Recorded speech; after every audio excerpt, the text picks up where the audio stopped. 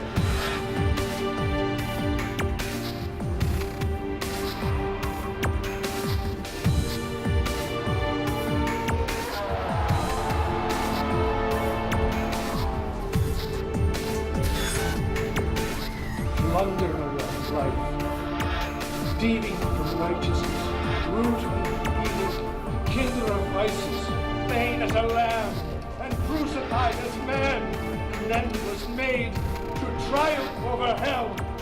Depart then, in the name of the Father, and the Son, and the Holy Spirit.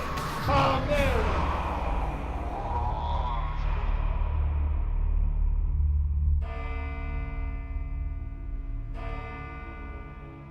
Whenever one thinks of religion, it's a very subjective thing. Some of us believe one thing, some of us believe another. I guess that's the reason we have so many different denominations. It allows us to express our own religious beliefs. So when there's some particular religious incident, how do we know whether it's true or false? Well, as exorcisms are concerned that are authorized by the Roman Catholic Church, there's no question about how we separate fact from fiction.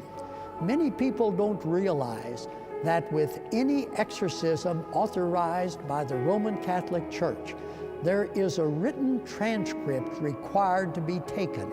Just like in a court trial, there's a word-for-word written transcript, and we're able to read back on that transcript to see what actually did or did not happen.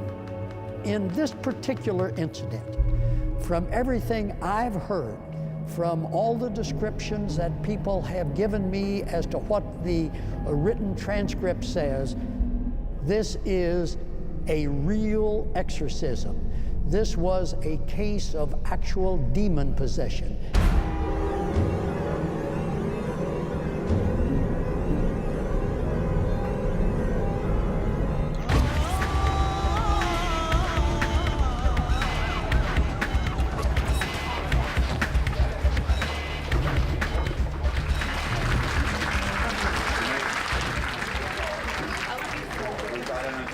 Anybody read the real diary of the Exorcist? Nobody? Okay, we did. We did. William Blatty wrote a book which later became a film called The Exorcist. When the movie came out, it portrayed a small girl as being possessed by the devil. But in reality, in 1949, it was a boy. And history will know him as the Haunted Boy. Since the movie and book The Exorcist came out, the accounts of demonic possession have increased astronomically.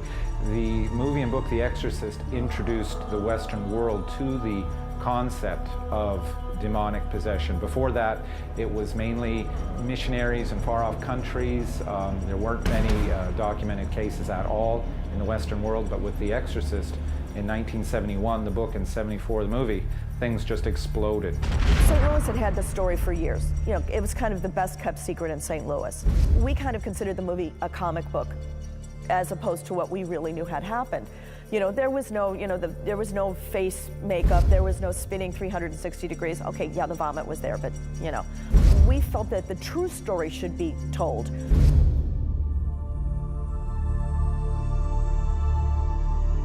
And they came to St. Louis, and they wanted a priest, and they contacted the Jesuits here at St. Louis University.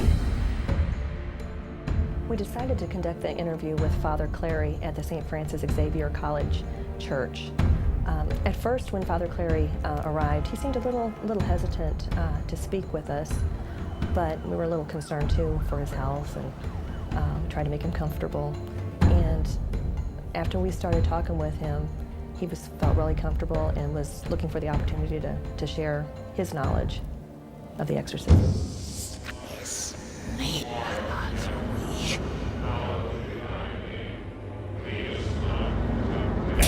It was presumably his aunt who was into chatting with the devil. The aunt was involved in Ouija boards and stuff like that. He wasn't talking, the devil was speaking to him.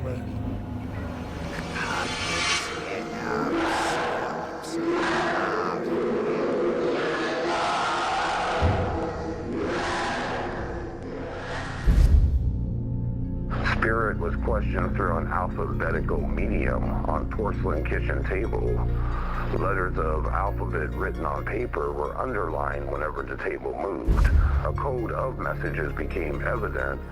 Phenomena indicated that the spirit was not the devil, but the soul of deceased Tilly.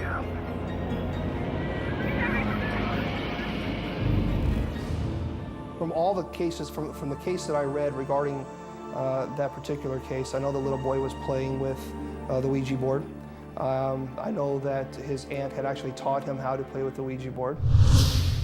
So you never seen her with an Ouija board or a crystal ball or anything of that nature? We were kept in the dark purposely, and I don't mean just regarding Ronald.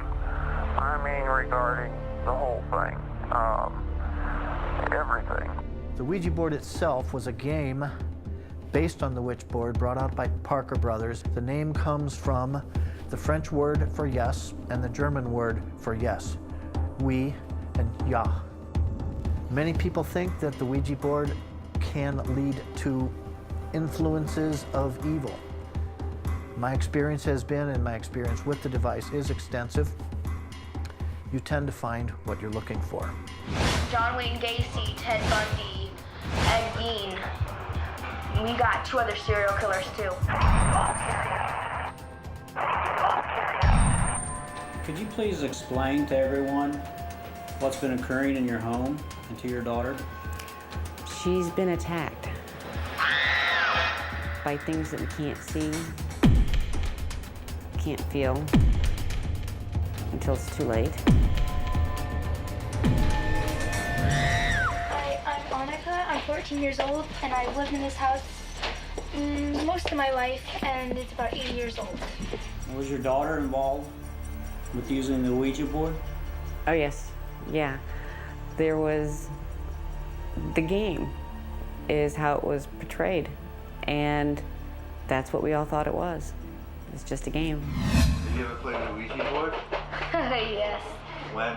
Oh, about maybe 2 months ago, we were playing with the Ouija board, and I mean, we'll go to cemeteries at 3 o'clock in the morning. We'll actually like do a Ouija board for long periods of time. I mean, I used to do Ouija board all the time until the Rock Island Paranormal people told us to stop.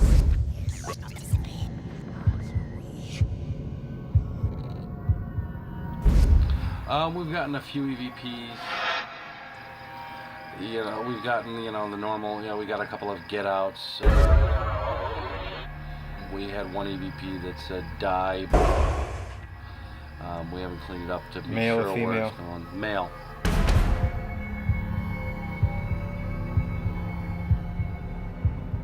We recently moved back into this home approximately 2 years ago, and all hell broke loose.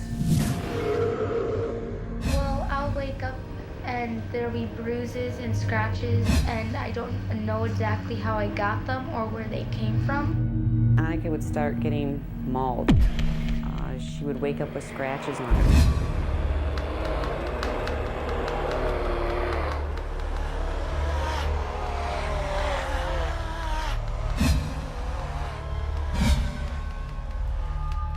Three claw marks going up my leg, and that precipitated everything that happened. Almost like this being is saying, you know, you feel it, you see it. So when your daughter tells you it's happening, you're not going to call her a liar. It was pretty obvious that something came through that Ouija board. What happened the first time you used it? The very first time we got a hold of Ed Gein and Jeffrey Dahmer. Did any specific names come across on the Ouija board? Lots of names. Like? Lots of names came through. Pogo. It kept addressing itself as Pogo, which, come to find out, is the clown's name of John Wayne Gacy. He keeps that isolated and away from society then. Yeah, he's a strange one. Not normal by yours and my standards.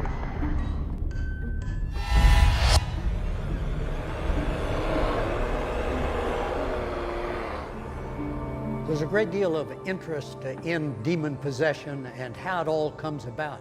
People say, how does somebody get possessed? What's the process by which it happens? Satan has enormous ability to survey the world, to look at all people, to look at world incidents, to foresee what's going to happen and what may be able to keep certain things from happening. And so when he takes all of these things into consideration, he selects certain people who will either be used to stop something good from happening, or to use somebody to make something bad happen, and that Satan then picks individual people and causes a demon to be sent to that person to possess them. During the day, he would be manic and would attack a crucifix in the room. He came up here to be baptized in this church. And of course, Father Bowder and his exorcism.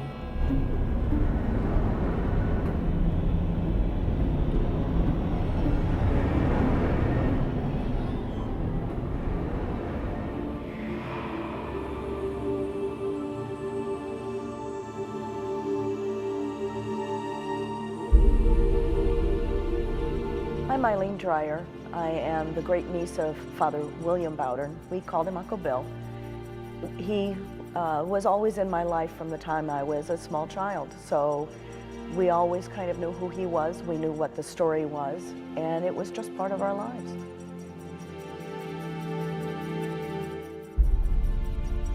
The story that I remember from a child was basically what is coming out now in a lot of the research, which was that there was a child from Washington, and I knew at the time it was a boy, who had been directed, was the way my uncle told us, to come to St. Louis and to meet Uncle Bill. And Uncle Bill was given the job of the exorcism. When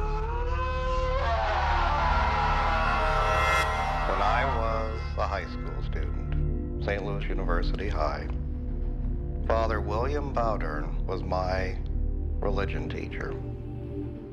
A kindly old man, seemed so gentle. In fact, he didn't seem like He could even control the class, let alone a demon.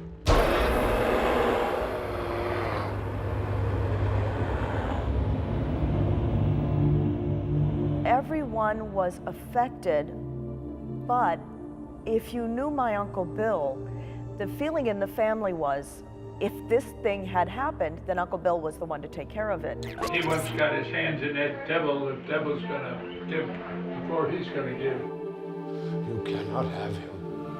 No, cannot have him. Father Bowdern went on a fast for several days, trying to sacrifice something of himself to drive the demon out. Each one of them were at wit's end, and they suffered post-traumatic stress even long after the event. Most of these had gone through war in World War II, and they had never seen anything this diabolical. He was a very noted and authoritarian chaplain, as well as a school teacher, even after The Exorcist. Father Bowdern stands up in front of the class and goes, "Well, now, boys, really not supposed to talk about this." And then proceeds to go into the entire story. In 1949,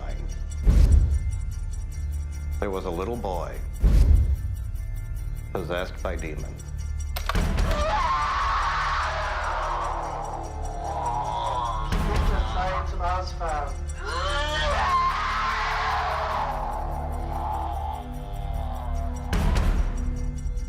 He was principal of St. Louis University High School for 10 years, and this was in the 30s, and World War II broke out. At that time, Uncle Bill was 42 years old. He enlisted in the Army. The Army refused him. He was too old. He went to his Jesuit, the head of the Jesuit order, and said, "I need to go to enlist in the Army," and they refused him. And he said, "You don't understand. These are my boys. I have to take care of my boys who are going into the military. I have to be there with them."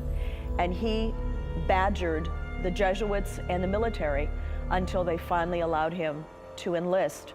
And he became a chaplain in the Army, and he served in the South Pacific Theater in some of the most horrific battles of World War II.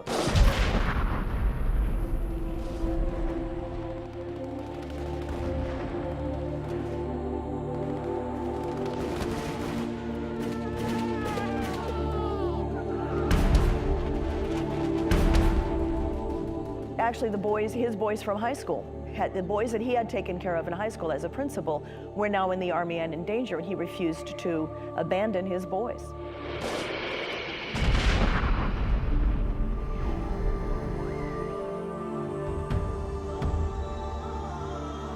What I had heard was that there was a daily log that Uncle Bill wrote, everything that had happened that he saw and that everyone did in the room. And he was never alone, there were always witnesses there.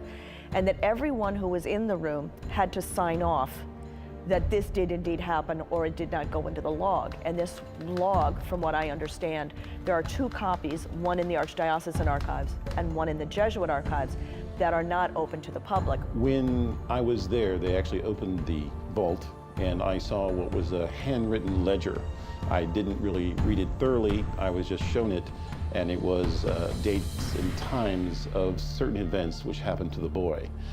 He was then taken away from me, and I was continued to read the dossier on Father Bowdern.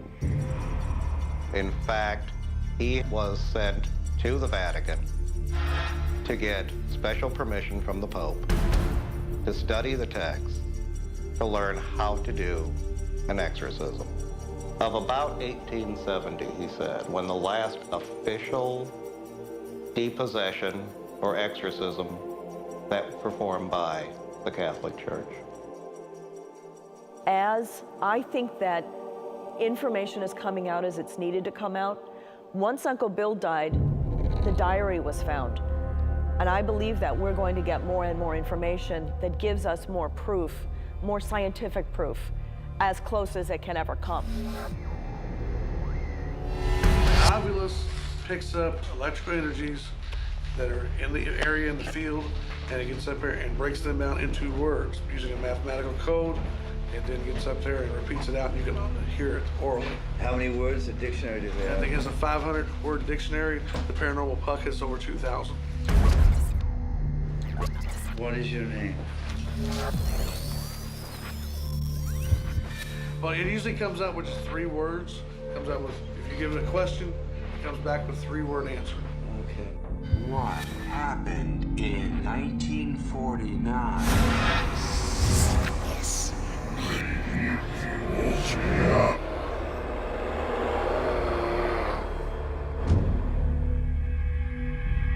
The diary was written by Father Raymond Bishop. I received a copy of the diary because of my interest in forensic neuropsychiatry and my interest in the medical concept of demonic possession. I felt very lucky and fortunate to come across the diary. There are not many individuals on this planet who have access to it. I felt very fortunate to get my hands on it, and I could not put it down. But I believe that this is probably a digest one of the priests wrote to show what had happened and to share it with, for instance, the Election brothers, whose hospital they were in for a short while. Eddie was taken down to Election brothers. The boy was brought to Alexian Brothers Hospital, the 5th floor, where Father Bowdern and 2 other priests that he talked about prayed round the clock and in his own words, to save the boy's soul.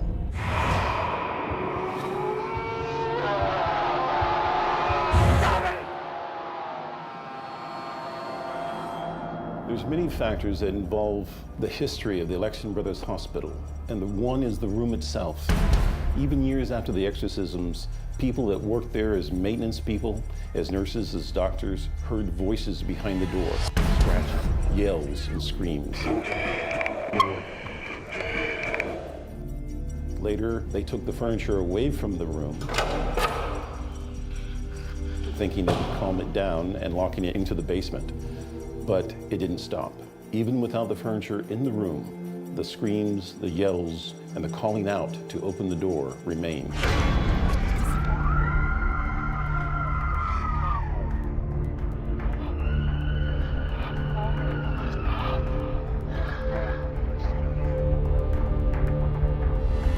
What we're taught down here has been a lot of electronic voice phenomena, or EVP. We've had people physically touch. People have seen like shadow-like apparitions down here. We heard you saw some kind of shadow on the 5th floor? Yeah, Greg had left my wife and me up there while he went downstairs. We just come out of the room where the exorcism had occurred. I looked up and there's a kind of a box around some machinery. There was a shadow person, maybe 2/3 of him, peeking out around the side of that box, staring at me. When I looked up, it bolted to the right and disappeared. Is there anybody back here? I figured that's somebody hot. This? Yeah. Well, A lot of cold air coming.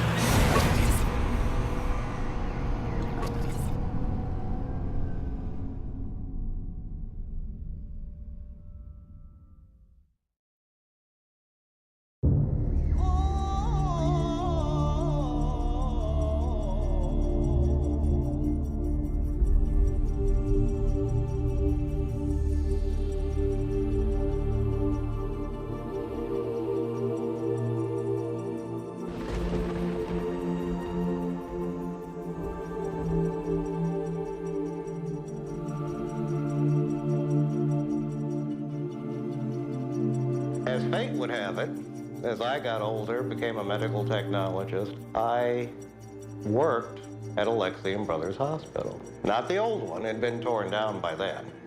The old hospital, I think it was 7 stories, but everybody just talked about the 5th floor. And they talked about how the 5th floor was sealed. No patients up there. And the room at the end of the corridor was completely sealed. And yet, people would sneak up there, of course. No one ever went into that room at the end of the corridor. It was sealed shut, and it was icy cold to the touch from what people said. No one really talked about what they saw or felt on the floor, on the 5th floor. But they all related that when they were on the street, they would see a light that would move down the hall on the 5th floor, that they could see through the windows. But they knew no one was up there. Power was cut off to that floor.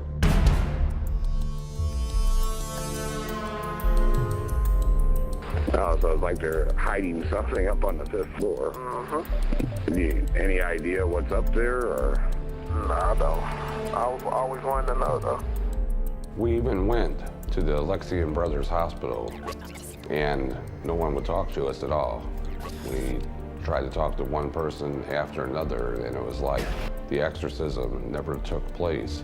It was a big dark secret that's tucked away and forgotten about forever. Yes. Hey, how you doing? Getting some of the historic pictures for a research project. Okay, we're not allowed to have any type of media in here. Oh, not? My experience happened over 20-something years ago. This is Lexington Brothers Hospital. We moved some furniture down out of a basement that supposedly they performed exorcism on. There was a bench, a couple of boxes, and a bed that was one of the heaviest beds I ever lifted. This huge metal framed headboard, footboard, and it was like a little kid's desk, if I can remember right. They claimed the place, you know, the furniture was possessed or haunted or stuff.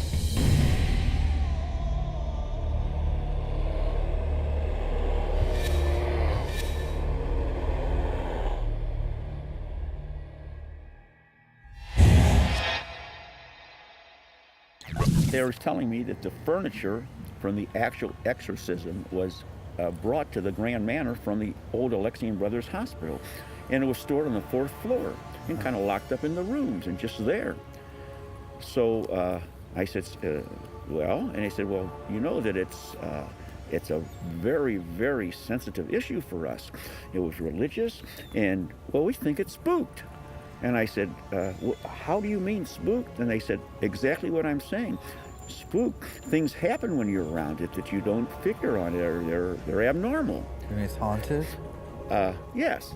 The priest, the door was open, and they never went in the room with us, and they never touched the furniture. They never touched a thing. We touched everything. It was they said it was the devil's furniture. It had a bad ring to everybody. So now we're going to go fast forward. We got the job to do the demolition. And of course, everybody was kidding us about it at the office. Oh, you're going to wreck the haunted floor. You're going to wreck the house where they had the furniture where the exorcism was. Aren't you afraid? And we're in business to wreck buildings. But this is something a little different now. We only wreck buildings that are normal. Can you give a house an exorcism? You don't exorcise homes. What you do is you go into the home and you do the blessing of the home, you blessing of the room, you do the epiphany of the doors, and you bless every single room. And basically what you do, if there's a true demonic infestation, you trap the demonic into one particular room, and then the entity will manifest itself. You perform the exorcism on the entity. Call it black mass, basically standing between me and Chris. Kept it on a locked floor, though. The doors were locked. There was a huge lock on there, and it was a lock, and it had a metal bar that you had to slide the metal bar off to get into the room. So it wasn't just a regular standard lock. It was like what you would see in an old prison.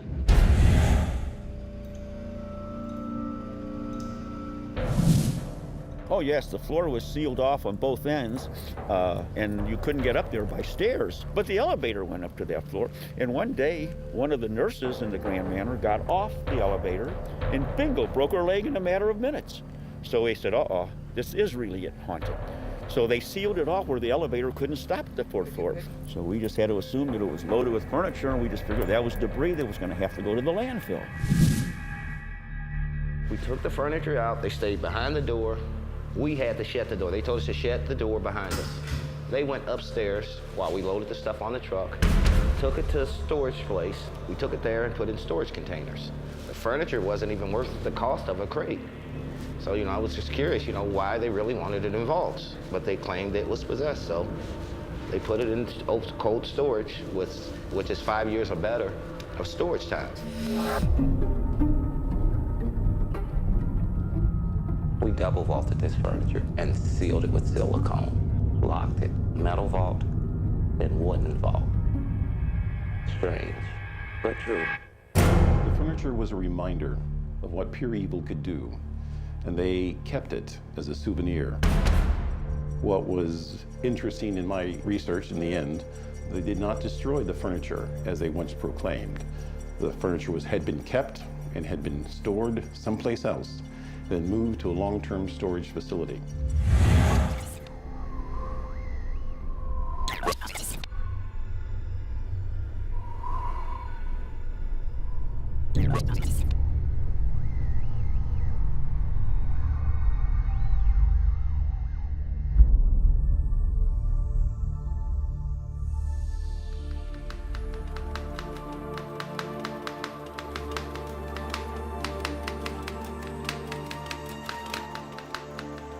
Father Bowdern talked about how the little boy was taken then to what's called the White House, which is a retreat. Round the clock, prayers. And he said, in these words I remember, you never engage the demon in conversation.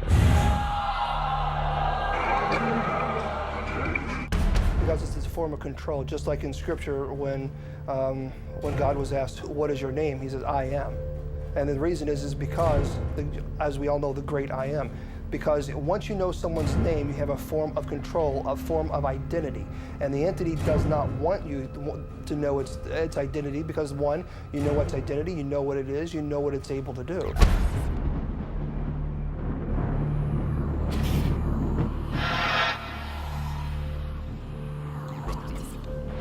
What is your name?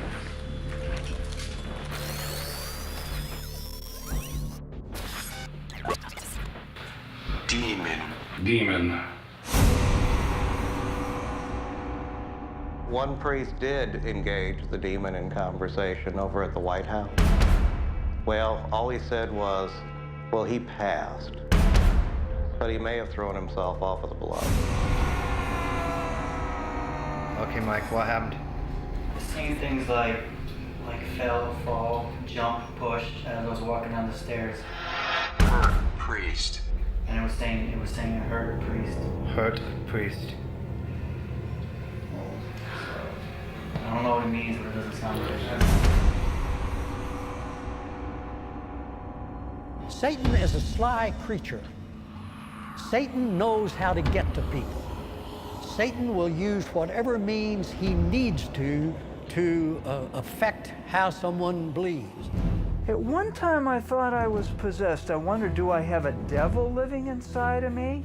I've also encountered a case of demonic possession where a family member, a loved one, was actually possessed. But I didn't know where the voices were coming from.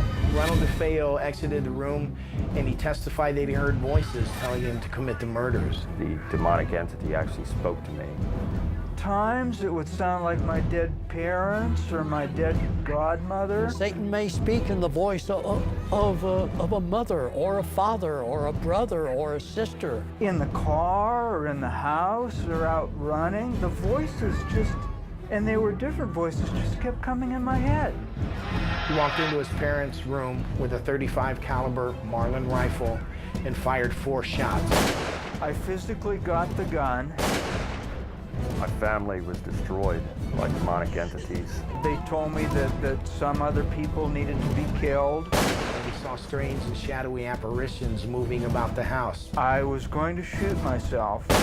Evil is a mental illness. It's a physiologic illness of the brain. Whether you choose to think that that was as a result of a possession, or if you choose to think that was a result of drugs, that's up to you.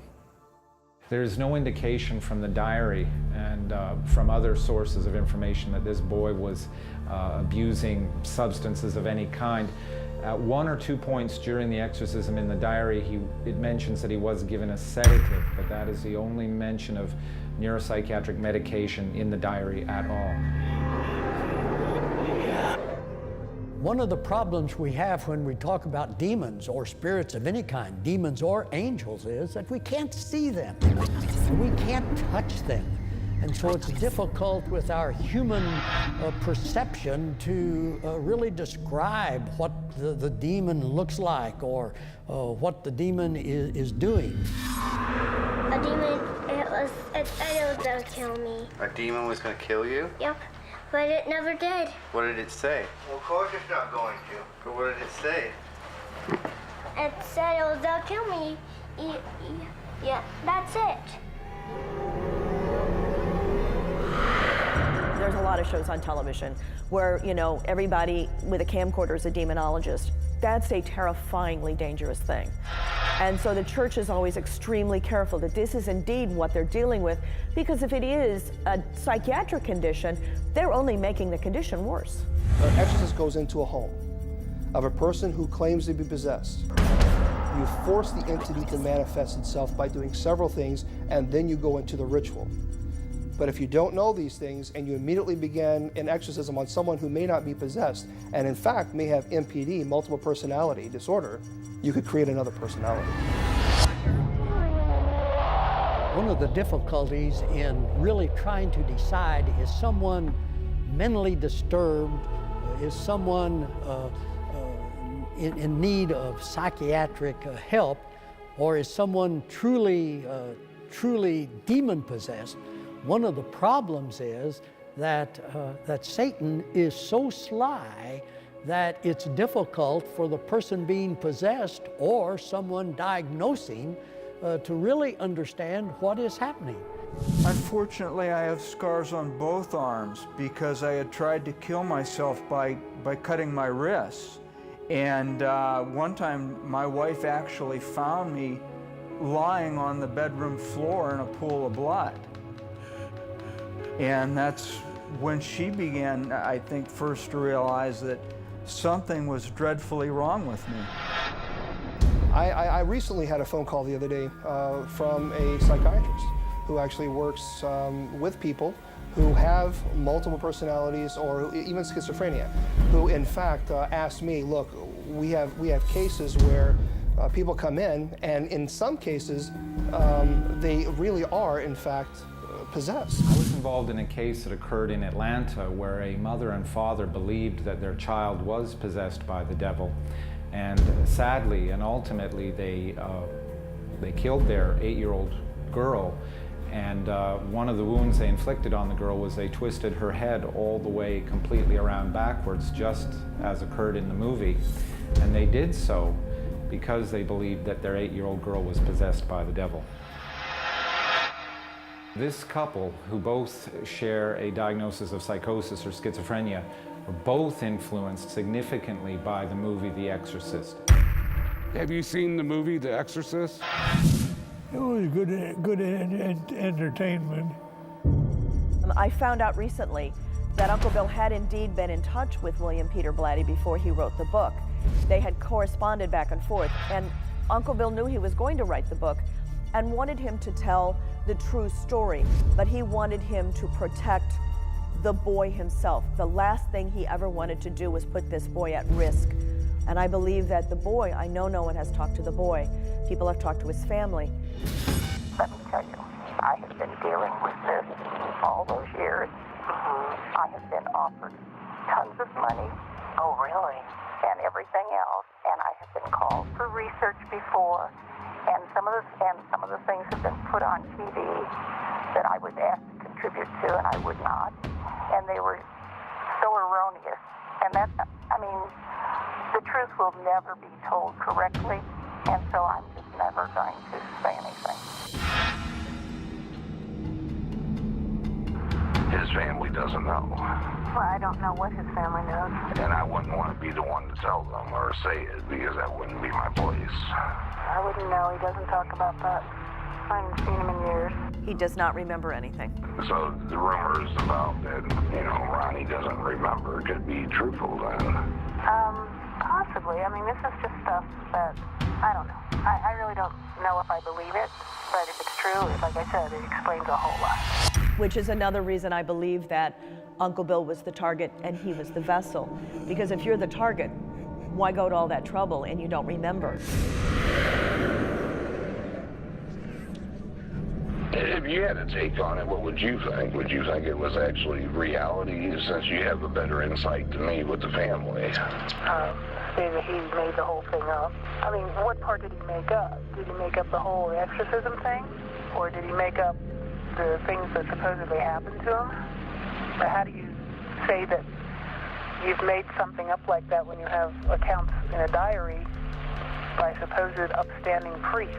And priests would never lie, right?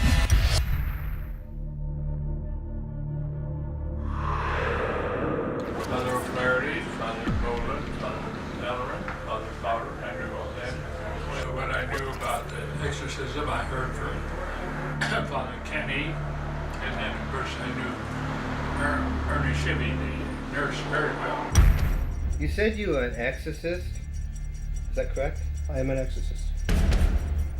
You are an exorcist. How do you tell people that? Like, hey, I'm an exorcist. What do you do for a living? Well, hey, I'm an describe, I mean, when you introduce, how do they react?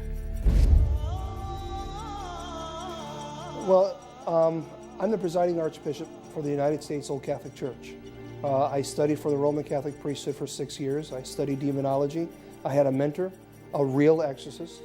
I really thought long and hard about coming out public with what I do. And the reason being is because, quite honestly, I'm very alarmed, I'm concerned with the amount of people who are claiming to be demonologists, who have no training, and more so, I am very deeply concerned about those people who are calling themselves exorcists, who have no formal training whatsoever, and quite honestly would run very fast if they actually really came upon a true demonic infestation, let alone a person who is truly possessed.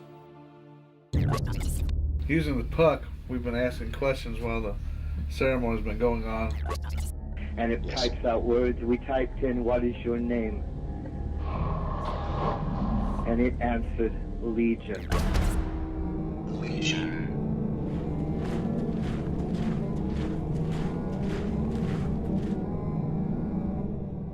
The word exorcism is a military term of casting out and being able to destroy the enemy.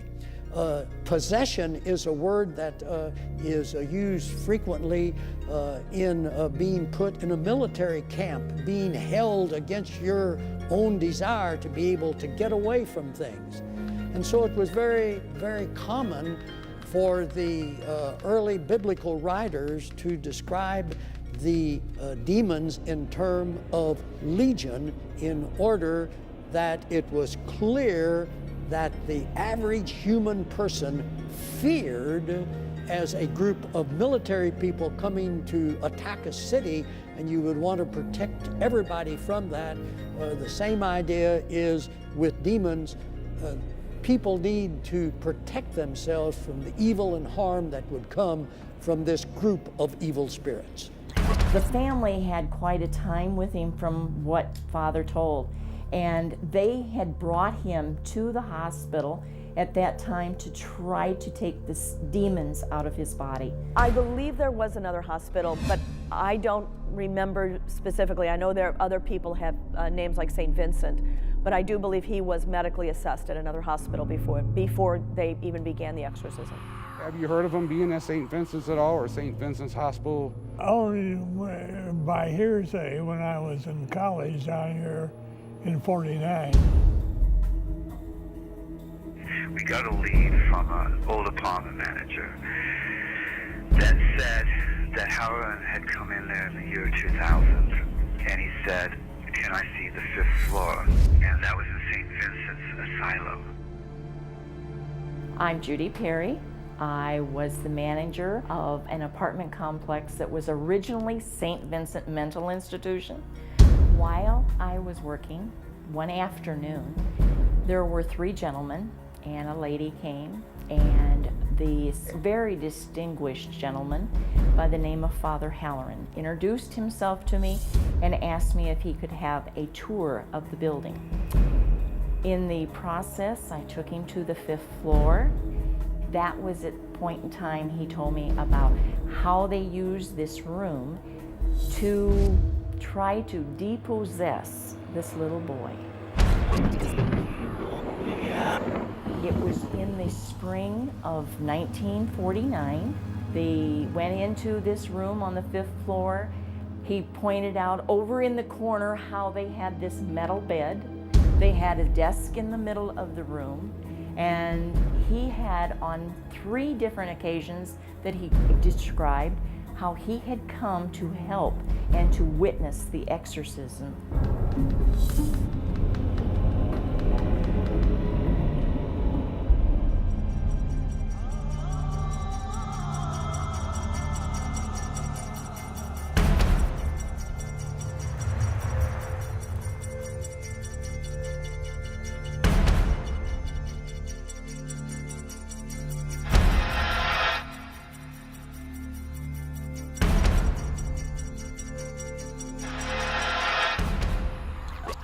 St. Vincent's Apartments is a huge building, over 250,000 square feet, over 200 living units, and in covering this huge area, they have approximately 100 surveillance cameras that monitor all areas of the building.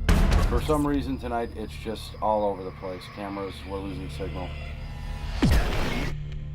Has any tenants ever come up to you and say, hey, I think this place is haunted? Unfortunately, yes. We've had several residents there that would come flying out of their apartments because they would be asleep in their bed and somebody would sit on the bed and you could see the indentation of their butt, but there would be nobody there.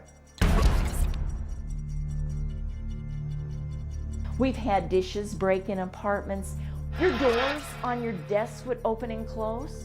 You would see shadows, you would see things falling off the wall. Somebody would go in and find their sink running, and they could actually see a washcloth being wrung out, but there were no hands on it. The biggest thing was finding people in their apartment sitting on their bed or on their couch that they couldn't explain what was happening. This building was a building where anything could happen.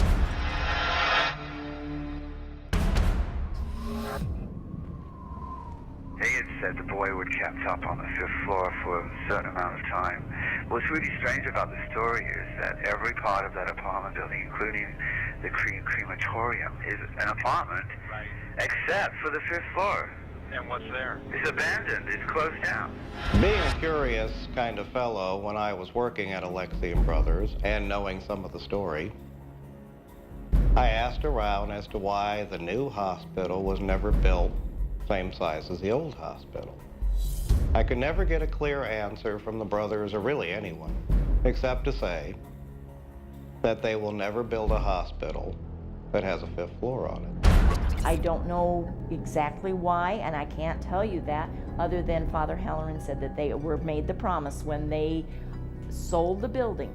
This is what he was told, that the nuns were promised that there would be no occupants on the 5th floor.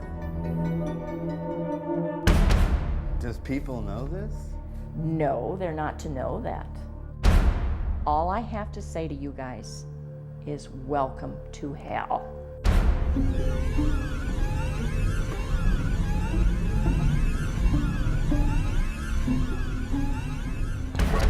Yeah.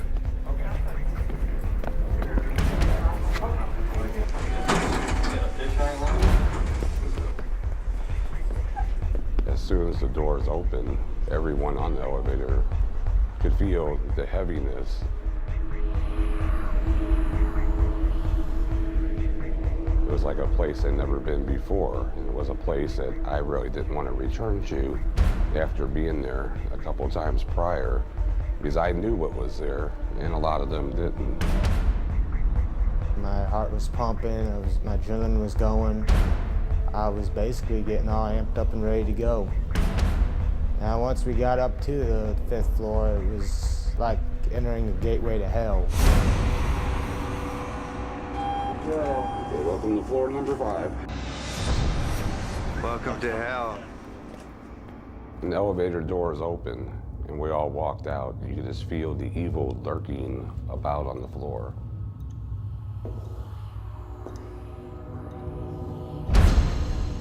Dead birds here.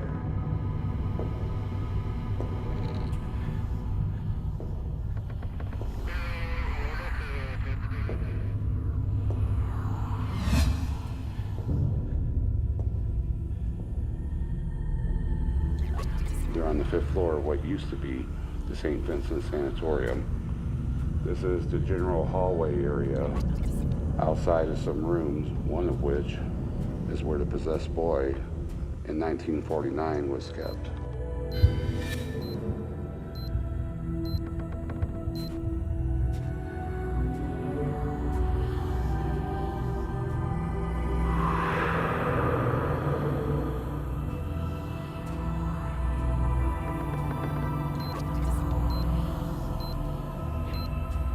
We finally proceeded and made our way to the room where the exorcism took place of the possessed boy.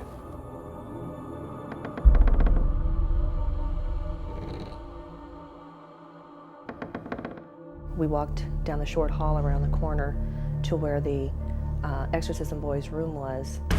It was like stepping back into time, like it was an area that had not been touched since the boy had stayed in the room. In the name of the Father, the Son, and the Holy Spirit, I exorcise you, most unclean spirit.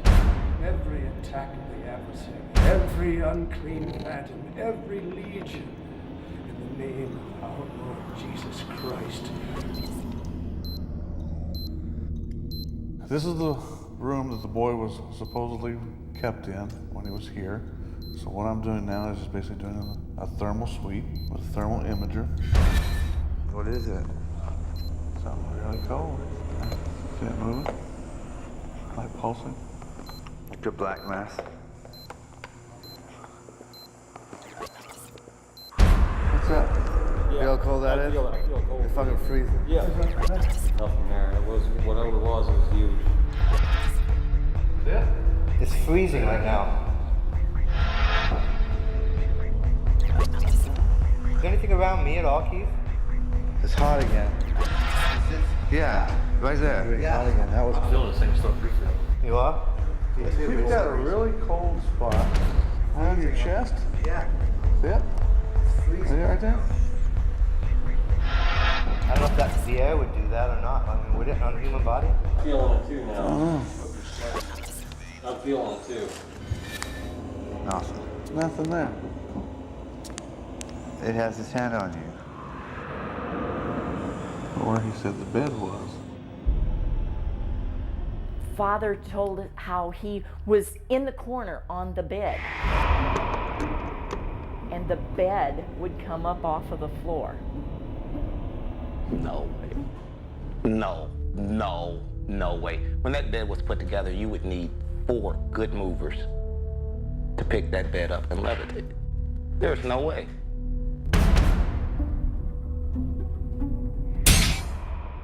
There was a large crack that we noticed, and the crack was only in that room. It wasn't in the lower areas. It wasn't in the other rooms. It's a place that's been turned into low-income apartments. However, they have not touched this whole 5th floor, which has plenty of room. But I think, based on what occurred there, what people feel when they go there, what they experience, no one would want to live there.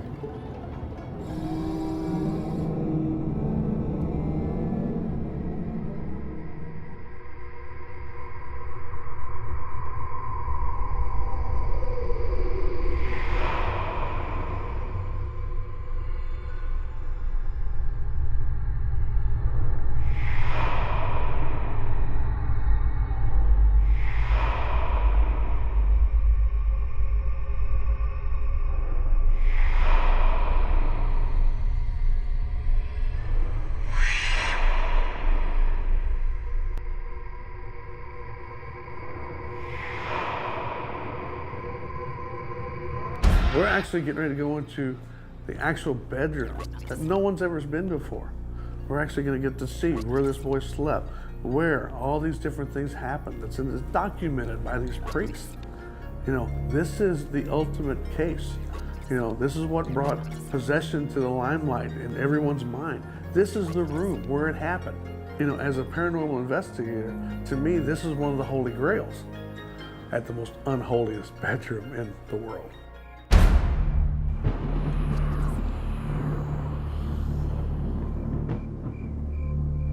Do you think the house picked its owner? No. I picked the house.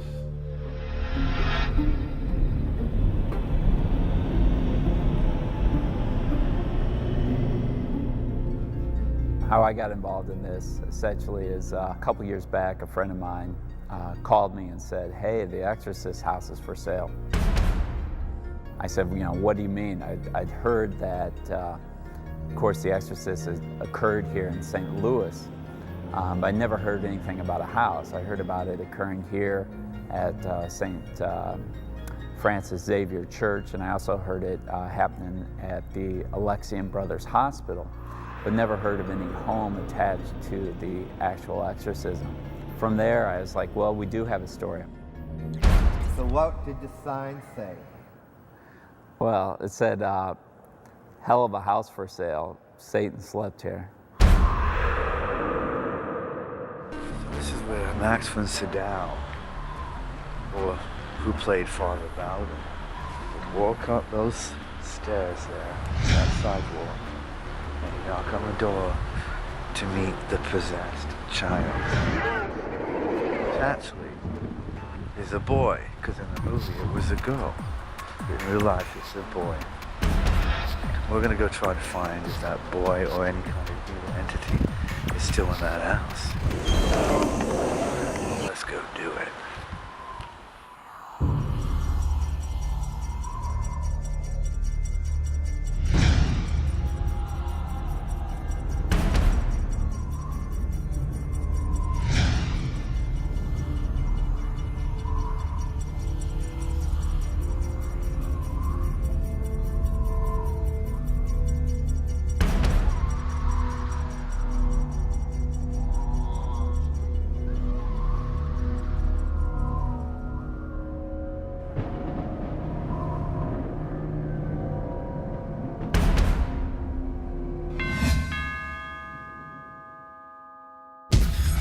Do you think people in this town are afraid of your house? Some. And that's probably what put me off to want to be interviewed or let people see my house, because I was afraid maybe neighbors would run you off or tell you to go. I talked to some owners of the house who had lived there before, and one owner complained about this one room where the boy stayed as being kind of always kind of cold and damp, and just kind of having a strange vibe. I couldn't move. I was literally stuck trying to get around the corner of this room, and I could not move. The woman, it was a couple, and the woman, when she was climbing up the stairs, told me that she just all of a sudden felt extremely sick and ran out from the house and would not go back in. This was the house where the exorcisms had occurred. I was working third shift at the time, and apparently I was getting calls from people saying there was some guy in a devil outfit dancing in my front yard waiting for me to get home, and they're knocking on my door, and the cops finally ran them off. Okay. Chris, turn around real quick. Not right out there, really. What else do you find? Hi.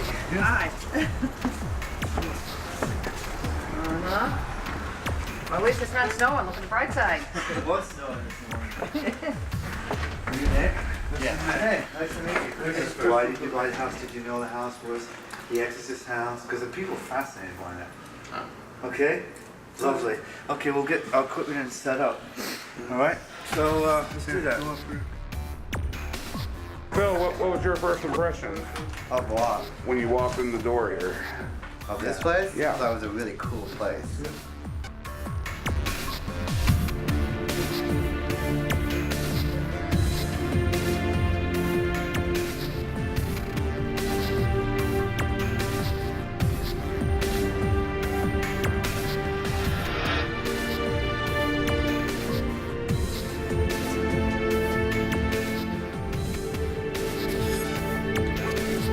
Any feelings? Yeah, I did, but because I'm a filmmaker, I kind of would have fill in all those blanks and stuff like that. You know, I would do that. But I felt like I could see what it would have been like to walk up the steps into the room, and you know, I'm from outside the house. I'm pretty jazzed about this whole thing. Which is the boys' room? You'll go as soon as you walk in. Okay. So Nick, why would you buy this house? I was homeless at the time. We just got kicked out of our apartment so they could get turned into condos. And so you knew that this was the Exorcist house? Yes. So you found the house in a newspaper? My girlfriend did at the time. And it said, Satan, house for sale, Satan slept here? Yes. And we went and looked at it that afternoon after I got off work. What was the date? 6606. Ever heard any noises? You were telling me you used to hear a loud bang at night. I did. We'd sleep and we'd hear this banging noise. Which room belonged to the boy that was possessed? According to the paper, it is this one. Have you ever slept in that room? No. It's currently being remodeled. Will you sleep in that room? Yeah, I have to. Okay. I own the house. Can we look at it? Yes.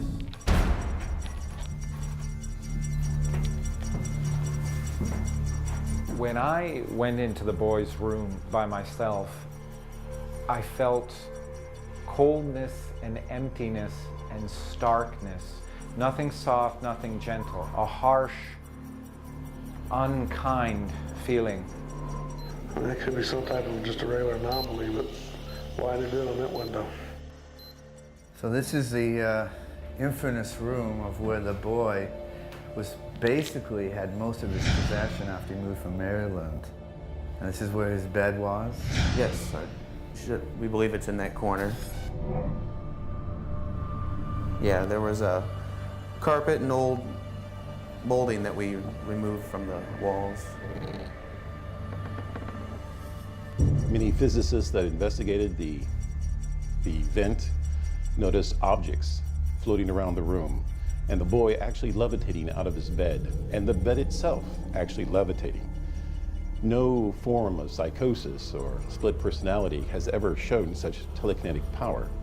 We only must assume that it is, by all accounts, even from the diary, a supernatural event. He knew there must have been something going on, a demon, because things would fly around the room. He said to me, I asked him what was it something unusual? He said, oh, it's the only time in my life I ever saw ink rattle pick itself up and smash itself against the wall.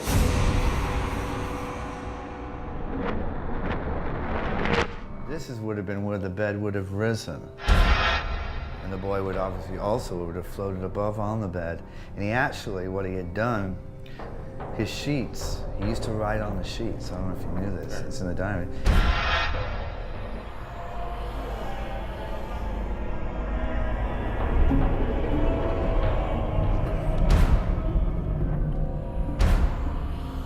And what he would do is a priest had, had told the mother to put wrapping paper instead of on the sheets.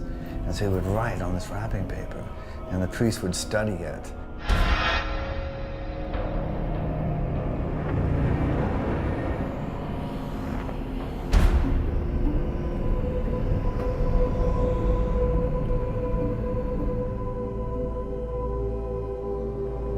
One report said that he actually climbed up the walls and on the ceiling. Preternatural science. They go beyond what you can do with who we are on Earth.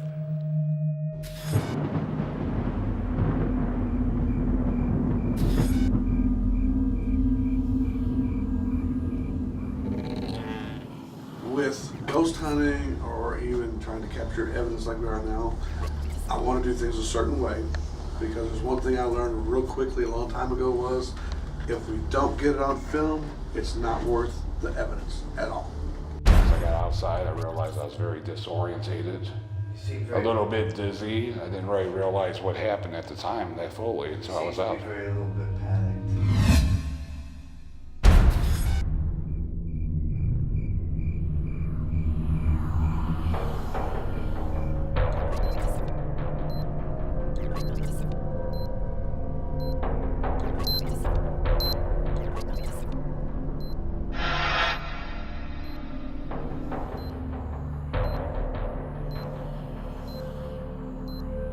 These are my dowsing rods. We use these dowsing rods. We have several purposes, actually.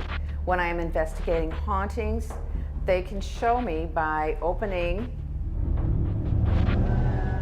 and closing. Thank you. They did that by itself? Yes.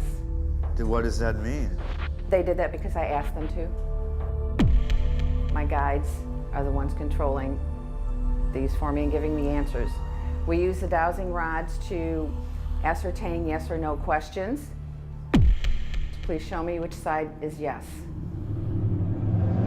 Thank you. Please show me which side is no. Thank you. Will we find any activity, entities, or demonic forces upstairs tonight?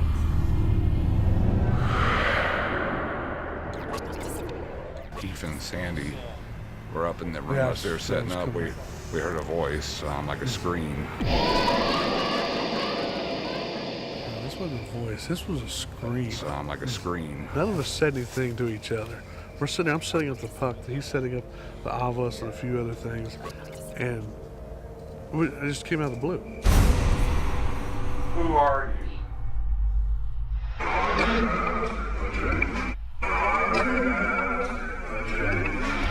Father would tell how this little boy would scream and holler in a way that you could not understand him. Preternatural knowledge of foreign languages that he never heard, able to speak Persian, for example.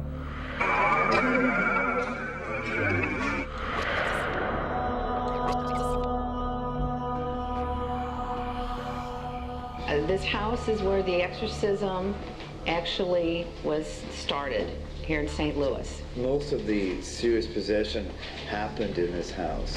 Deviant from righteousness, root of evil. As I understand, this is where all the serious scratching and markings happened. A lot of it happened here. Welts formed on the boy's body, and on his arm, I believe it was like it raised up like a figure sort of a devil.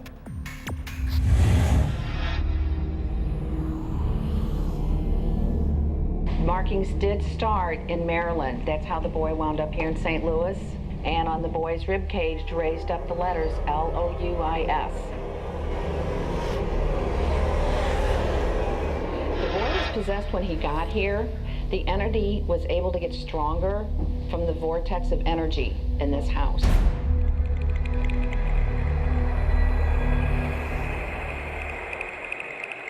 The head of the bed is against this wall right here, facing out this way.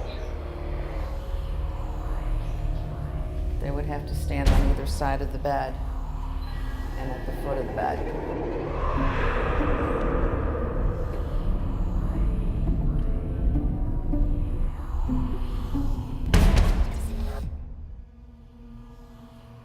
I hear the same little boy I heard before in here. What is your name?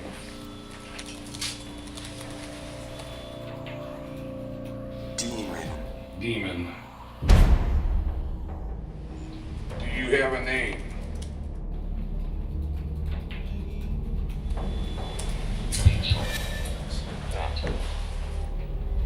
Demon. Did I say correct? You said demon again. Child. There is a child. Find. Seek. Find.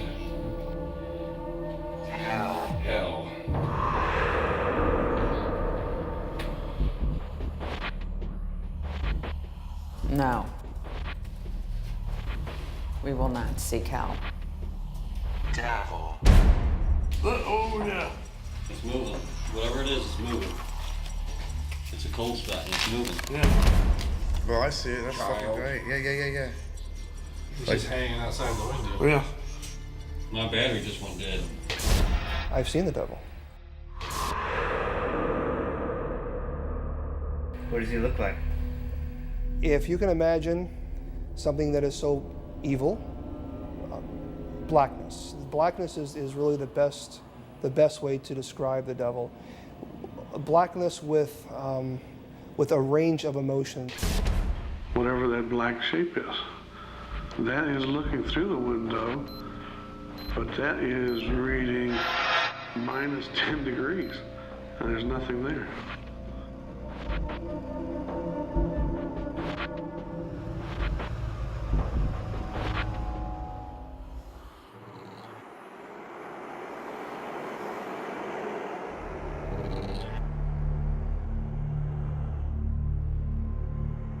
Can you give us a sign that you're here, please?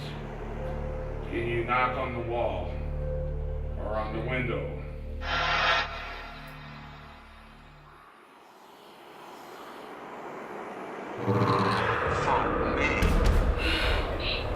There's something coming between me and the wall.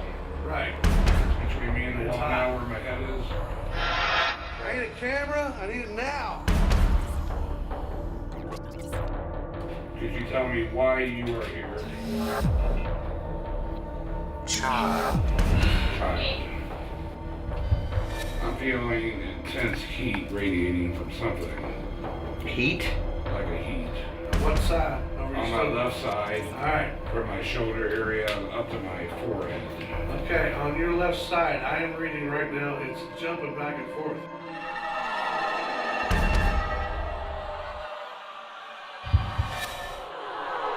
Cross. You say cross? Yes.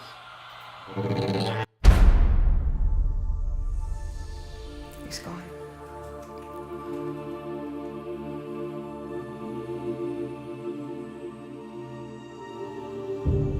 I've never experienced anything like this in my years of investigating. Earlier tonight, during the investigation, I was standing against a wall using the Ovilus to pick up communication from the entity that was here. Instead of communicating, it started radiating intense heat. It felt like very hot on the left side of my neck and all the way up my face and my ear. Keith here had the thermal imager, and he picked up a very, very hot spot. It actually became so unbearably hot, my instinct was to get out of the room. Cross. You say cross? Yes. Maybe it was a kiss from the devil.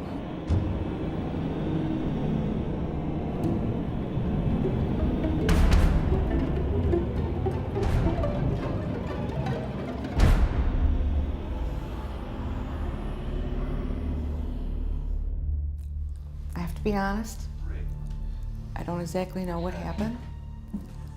It was energy that just pushed me back.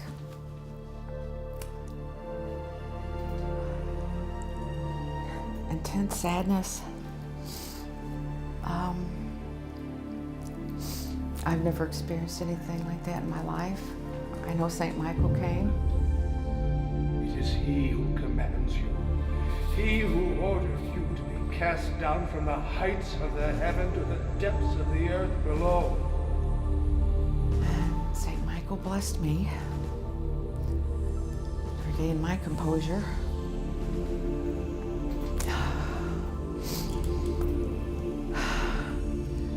St. Michael promises that he is going to leave some forces to watch over this vortex. Uncle Bill, even after having been through the hell of World War II, still had this amazing, strong, it was almost like a bright white light of faith. And I think it was just too irresistible that this was such an amazing challenge, that this was somebody who had to be broken. And of course, he never was. He wasn't even touched. This never ever even dented his faith. He once got his hands in that devil, the devil's gonna give before he's gonna give. It was years later, a bunch of us were together, movie had come out. So one of the group was talking about, did you see The Exorcist? Almost immediately, we turned to each other and go, Father Bowdern, he really did it.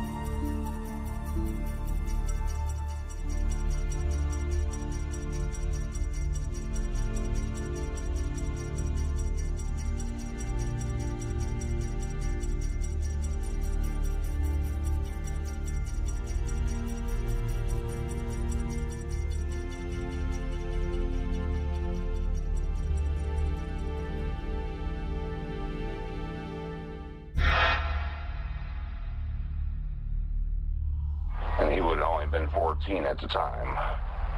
But he's already proven himself as a scholar as well, by his, progression, with working up to be actually being, I guess, a rocket scientist.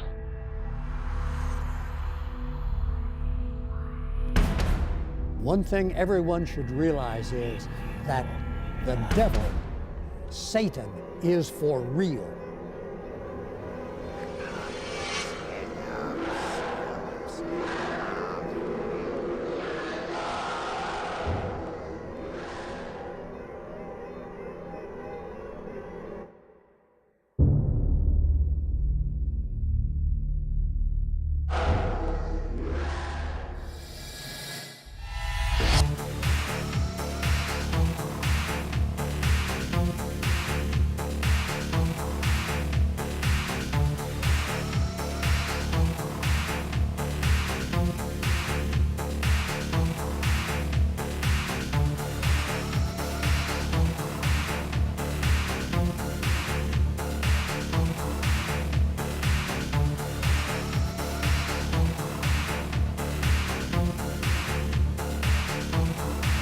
And we live in a time full of lies and of crime. We are forced to agree, liberate for a fee, organize, authorize. They will preach their creed, and when the priest starts speaking, it's like 1, 2, 3. They believe.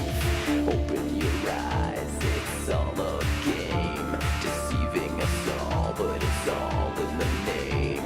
A fairy tale which suitably became a reason to preach about his rise to this higher. We conquer, you liar, Messiah, resistance will re-fertilize you have led. And this planet will cease to exist. Even God will let soul lay his rest.